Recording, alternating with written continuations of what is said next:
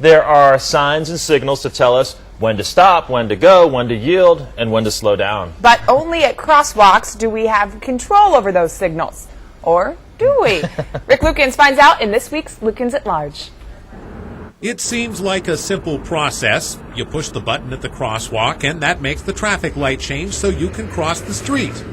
Oh, if it was only that simple. Well, every time you push them, it doesn't really work. We spoke with people who use the crosswalks, and many of them feel the same way. I don't think they work at all. A lot of pedestrians think these buttons offer only the illusion of control. I think it's just there to be there. Yeah? Yep.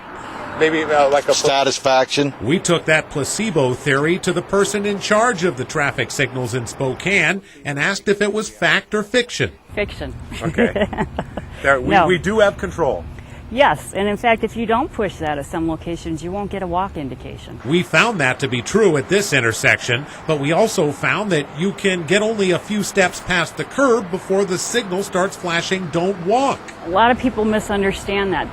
That's okay to be out in that intersection when it's flashing "Don't walk." There's still plenty of time to cross that street with the flashing "Don't walk." Okay, what about this one? We've all done it. The more times I push the button or the faster I push the button, the quicker I'm going to get to cross the street. No.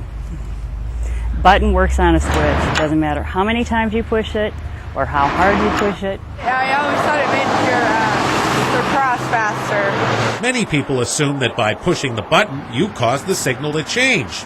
Turns out that's partly true. It's possible that you could. Okay. Okay, it depends on how that particular intersection is set up. On some busy streets, traffic will continue to get a green light until somebody hits the button. But even then, you have to wait a full cycle before you get the walk signal.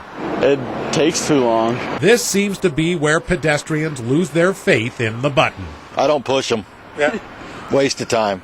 I usually push it a couple times. If it doesn't go, then I just run across the street. Probably not the safest option. When it says "Don't walk," you don't want to be in that intersection. It's an intricate system that's constantly being updated, and I, for one, am going to trust it. To a point. Okay, I know what she said, but I'm sorry, I can't help myself. Rick Lukens, KXLY4 HD News. And that's what my kids do. But I think I'm more of that placebo theory, because you press it, sometimes it goes faster, sometimes it doesn't.